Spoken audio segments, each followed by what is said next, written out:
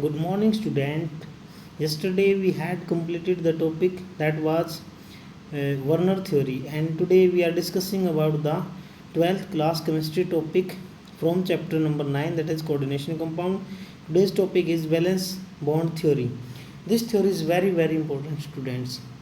So please concentrate on this topic, and if we are doing to able this concept, we will confirm our 4 marks for our exams. तो देखिए आज का topic हमारा रहेगा बहुत ही अत्यंत महत्वपूर्ण अभी। ठीक है, मैंने आपको बता दिया एग्ज़ाम में 100% पूछा जाएगा, कोई रोक नहीं सकता यहाँ से। ठीक है, बट क्वेश्चन आएगा। एक क्वेश्चन कैसा आएगा मैं बताता हूँ आपको। वैलेंस बॉन्ड थ्योरी कंप्लीट आपको समझाई जाएगी step by step. Let us start with valence bond theory and the first topic is, ये क्वेश्चन कई बार पेपर में बच्चों ऐसे दिया हुआ है कि इस थ्योरी के पोस्टुलेट बताएं। तो इसके 5 पोस्टुलेट या 6 पोस्टुलेट होते हैं बच्चों हमारे पास। तो सबसे पहले first of all we are studying about the postulate of valence bond theory. भाई वैलेंस बॉन्ड थ्योरी के पोस्टुलेट क्या हैं? देखिए वैलेंस बॉन्ड थ्योरी क्या बताती है, जो लिमिटेशन हमारी वर्नर थ्योरी में हमने पढ़ी थी, the limitations which we had discussed in the topic that is Werner theory. Now those limitations will be modified and that will be the postulate of valence bond theory. So let us start, students. This theory was extended to the coordination compound by Pauling in 1931. 1931 में polling के द्वारा ये theory दी गई थी। दी postulate इसके main क्या थे? The first postulate is in this approach, इस थ्योरी के अंदर the basic consumptions made is that, जो बेसिक पॉइंट था वो क्या था? The metal ligand bond arises by donation of pair of electron by the ligand to the central metal atom. सभी जानते हैं। जैसे मैं एक एग्जांपल लेके चलूँगा साथ में, NiCO4 है हमारे पास।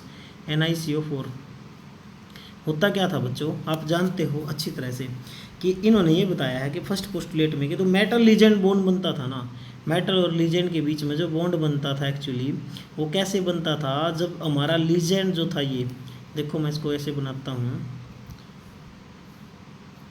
ये जो हमारा लीजेंड था, मान लो मैंने बीच में ले लिया निकेल, यहाँ पर भी CO जुड़ा हुआ है, यहाँ पर भी CO है। ठीक है, टेट्रा कार्बोनाइल निकल, ये मेरे पास कोऑर्डिनेशन कंपाउंड है। तो देखिए आप यहाँ पर क्या पोस्टुलेट हमारा था कि ये जो कोऑर्डिनेट बॉन्ड बना हुआ है यहाँ पे वो क्या है एक्चुअली, इसके पास लोन पेयर है इलेक्ट्रॉनों का और वो इसको डोनेट करता है, तो इस तरह का एक कोऑर्डिनेट बॉन्ड बनेगा।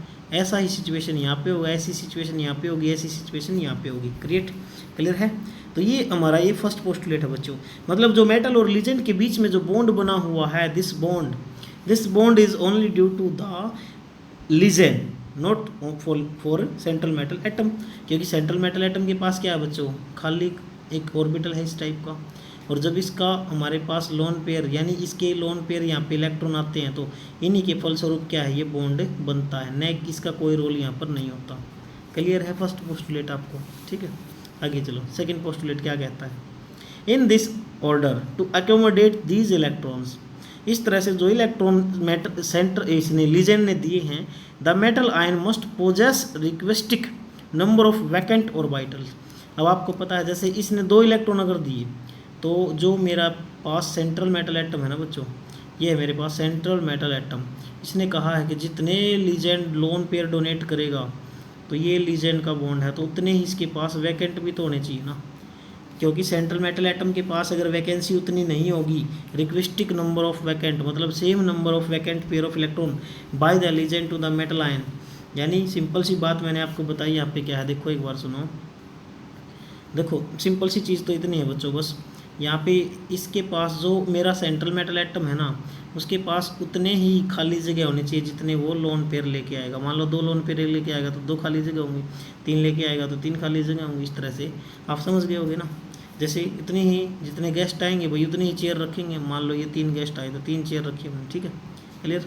ये गेस्ट यहाँ पर कौन है? लीजेंड के इलेक्ट्रॉन्स। ठीक है, तो मैं एक बार दोबारा रीड करवा देता हूँ second postulate. In order to accommodate these electrons the metal ion must possess requisite number of vacant orbitals of equal energy, बराबर एनर्जी के होने चाहिए भाई बिल्कुल। these orbital are obtained by hybridization of orbital of the metal ion और to give a set of hybridisation of equal energy. और इन्होंने ये बताया कि ये जो हाइब्रिड ऑर्बिटल हैं बच्चों जो इक्वल एनर्जी के में मिलेंगे वो एक्चुअली क्या है, हाइब्रिडाइजेशन के बाद मिलेंगे। हाइब्रिडाइजेशन क्या होता है, जैसे एस ऑर्बिटल को मैंने पी के साथ मिला दिया तो एस पी हाइब्रिडाइजेशन बन गई, एक एस को 3 पी से मिला दिया तो एस पी 3 बन गई, डी और इंक्लूड कर दिया तो एस पी 3 डी हो गई, एस पी 3 डी के साथ 2 ऑर्बिटल, एस पी 3 के साथ डी के 2 ऑर्बिटल तो हमारे पास एस पी 3 डी 2 हो गई। तो ये ओवरलैपिंग करने के बाद ऑर्बिटल की ओवरलैपिंग करोगे तो ही हमारा ये सिचुएशन क्रिएट होएगी। ठीक है, थर्ड पोस्टुलेट देखिए, थर्ड पोस्टुलेट क्या कहता है आपको, सम टाइम कुछ कई बार क्या है, अनपेयर्ड इलेक्ट्रॉन जो डी के हैं हमारे पेयर अप हो जाएंगे fully as possible prior to hybridization, thus making the some n-1 into d vacant सबसे the central metal atom make the available number of the empty orbitals equal to its coordination number for the formation of coordinate bond with stable ligand. भाई इन्होंने क्या बताया इस point में कि कई बार क्या होगा, अनपेयर्ड इलेक्ट्रॉन है डी के अंदर वो क्या है पूरी तरह से पेयर्ड हो जाएंगे, और वो पॉसिबल कब होगा, जब हमारे पास लीजेंड के जो इलेक्ट्रॉन सेंट्रल मेटल एटम के पास क्या है उतनी ही खाली जगह है जितने की कोऑर्डिनेशन नंबर वहाँ पे बनाएगा। मैंने जैसे भी बताया था NiCO4, तो यहाँ पे 4 CO आएंगे इसके पास जो जुड़ेंगे, तो यही बात थी, इसमें और कोई खास बात नहीं थी। नेक्स्ट देखो बच्चों fourth, with the approach of the legend, legend के अप्रोच के कारण मेटल लीजेंड बॉन्ड जो हमारा बना है वो क्या है, ओवरलैपिंग ऑफ दीज और overlap of these orbital with the help of with the those of ligands, यानी by donation of electron pair by the ligand to the empty hybridize orbital. इस तरह से क्या होगा, मेरे पास एक ओवरलैपिंग होगी, हाइब्रिडाइजेशन होगी, जिसकी वजह से these bonds are of equal strength. इसलिए कहा गया भाई, आपको पता है ना हाइब्रिडाइजेशन में जो ऑर्बिटल मिलते हैं वो पहली बात तो दोनों ऑर्बिटल की जो एनर्जी है वो क्या होनी चाहिए, इक्वल एनर्जी के होने चाहिए बच्चों, और वो यूनि डायरेक्शनल शेप के यानी डायरेक्शनल नेचर में होने चाहिए, इक्वल स्ट्रेंथ के होने चाहिए। ठीक है, तो जो बॉन्ड बनेगा उस तरह से बनेगा, कहने का मतलब यहाँ पे ये। नेक्स्ट पॉइंट, दोनों के दोनों पॉइंट बच्चों बेसिक बहुत ज़्यादा इंपॉर्टेंट है, पूरी की पूरी थ्योरी दिस ये दो हमारे पॉइंट है जो इन्हीं पे बेस्ड है, बिल्कुल इन्हीं पे डिपेंड करती है। तो ध्यान से समझ लो एक बार क्या है ये दो पॉइंट। पॉइंट नंबर 5 पे हम आ चुके हैं भाई, ऑक्टाहेड्रल जो कॉम्प्लेक्स है, स्केयर प्लेनर है, टेट्राहेड्रल कॉम्प्लेक्स है, वो कब बनेंगे ये बताया गया। तो ऑक्टाहेड्रल कॉम्प्लेक्स तो बच्चों तब बनेगा जब D2sp3 हाइब्रिडाइजेशन होगी, समझते हो ना, 2 तो डी में और 1 एस में और 3 पी में। D2sp3 अगर हाइब्रिडाइजेशन है तो ऑक्टाहेड्रल कॉम्प्लेक्स होगा बच्चों। ऑक्टाहेड्रल एक तरह से और हो सकता है, अगर sp3d2 है तो भी ऑक्टाहेड्रल हो सकता है, sp3d2 है तो भी ऑक्टाहेड्रल हो सकता है, इट में भी आल्सो। अब आपके माइंड में आएगा भाई D2sp3 है तो ऑक्टाहेड्रल कैसे हो गया, और sp3d2 है तो ऑक्टाहेड्रल कैसे हो गया। ये आई थिंक आपने 4th chapter of 11th class that was chemical bonding उसमें पढ़ा होगा, नहीं पढ़ा तो कोई बच्चा कमेंट कर दे, मैं उसको दोबारा से आपको करवा दूंगा। काफ़ी वो टेबल हमने याद करनी पड़ेगी जो हाइब्रिडाइजेशन की टेबल होती थी, क्लियर। लेकिन एक चीज़ ज़रूर है बच्चों, ये दोनों के दोनों हाइब्रिडाइजेशन क्या हमने सेम लिख दिए, जैसे ये होगा तो भी ऑक्टाहेड्रल, ये होगा तो भी ऑक्टाहेड्रल। हाँ एक चीज़ ज़रूर है, एक पैरामैग्नेटिक हो सकता है तो दूसरा डायमैग्नेटिक हो सकता है, ये ज़रूरी हो सकता है, इसमें कोई दिक्कत नहीं, ये ज़रूर हो सकता है, एक पैरामैग्नेटिक हो गया दूसरा डायमैग्नेटिक। ठीक है, क्या होते हैं पैरामैग्नेटिक डायमैग्नेटिक, 12th क्लास के चैप्टर 1 सॉलिड स्टेट में पढ़ चुके हो। पैरामैग्नेटिक मतलब अनपेयर्ड इलेक्ट्रॉन, अगर किसी के पास एक भी अनपेयर्ड इलेक्ट्रॉन है that is called paramagnetic. Diamagnetic no unpaired electron, 0 unpaired electron, सारे के सारे पेयर्ड है।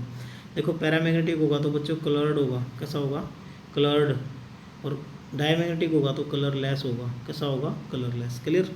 ये थ्योरी हमें ये बताती है। देखिए नेक्स्ट पॉइंट क्या है इसमें, DsP2 अगर स्केयर प्लेनर है तो हाइब्रिडाइजेशन होगी DsP2, एंड टेट्राहेड्रल है तो हाइब्रिडाइजेशन होगी sp3 रिस्पेक्टिवली, हाइब्रिडाइजेशन हमारी होंगी।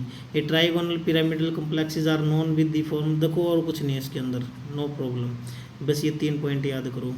फर्स्ट क्या है, ऑक्टाहेड्रल के लिए D2sp3 sp3d2, स्केयर प्लेनर के लिए DsP2 and 4 tetrahedral sp3, clear. देखिए नेक्स्ट जो पॉइंट रहेगा वो मैग्नेटिक प्रॉपर्टी का रहेगा, कोऑर्डिनेशन कंपाउंड की। तो देखो भाई जैसे ही कोऑर्डिनेशन कंपाउंड हमारा बन जाता है, अगर मैंने आपको भी बताया कि अगर उसके पास एक भी अनपेयर्ड इलेक्ट्रॉन नहीं है, सारे के सारे इलेक्ट्रॉन पेयर्ड हैं, that is diamagnetic in nature, and diamagnetic means colourless.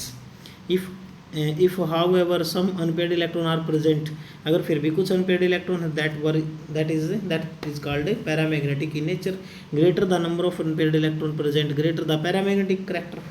अब आपसे कोई पूछ ले, बताओ Fe2+ है ज़्यादा पैरामैग्नेटिक या Fe3+? तो बताओ कौन सा ज़्यादा है, तो हमें इसका चेक करना पड़ेगा मैग्नेटिक बिहेवियर। तो बच्चों कमेंट करें, मैं पता लगाऊंगा किसने वीडियो देखा, किसने अच्छे से समझा। तो मेरे को कमेंट करें which one is more paramagnetic, Fe2+ ion या फिर Fe3+ आयन। तो कमेंट करके बताएं इनमें से कौन सा सब जवाब इसका सही रहेगा। ठीक, तो देखिए नेक्स्ट पॉइंट क्या कहता है अभी यहाँ पे ये, हाँ, जितने ज़्यादा अनपेयर्ड इलेक्ट्रॉन है बच्चों उतना ही ज़्यादा पैरामैग्नेटिक बिहेवियर कॉम्प्लेक्स का ज़्यादा होगा। और मैग्नेटिक बिहेवियर अगर कॉम्प्लेक्स का हम निकाल लें तो मेरे पास एक फार्मूला भी है।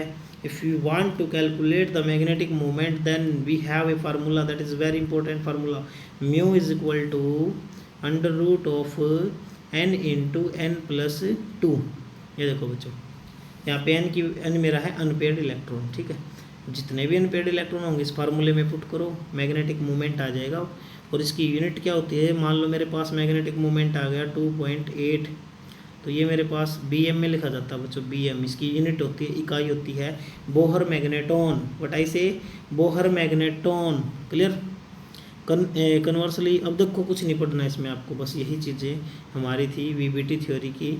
और आई थिंक आपको क्लियर हो गया होगा। लेक्चर हमारा लगभग पूरा हो गया अभी।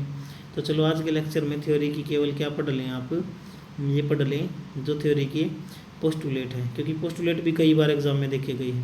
देखो मैंने बहुत अच्छे ढंग से समझाया हुआ आपको, ये पोस्टुलेट भी बहुत सिंपल वे से। ठीक है, ये तो बुक में से उठा लिया हमने पॉइंट, क्योंकि यहाँ पे पूरे पॉइंट बन नहीं रहे थे, इसलिए हमने बुक का सहारा लिया इस टॉपिक में, जो आपको बेनिफिशियरी रहेगा एग्ज़ाम के लिए। तो मैं कल समझाता हूँ आपको किस प्रकार से बनती है ये थ्योरी, और इस थ्योरी में किस प्रकार के आते हैं क्वेश्चन। तो बच्चों वेट करें कल के लेक्चर का। कल का लेक्चर बड़ा ही इंटरेस्टिंग होने वाला है, बिकॉज 4 मार्क्स का टॉपिक एग्जाम के लिए पूछा जाएगा। Then wait for the next topic. Thank you, have a nice day, bye bye.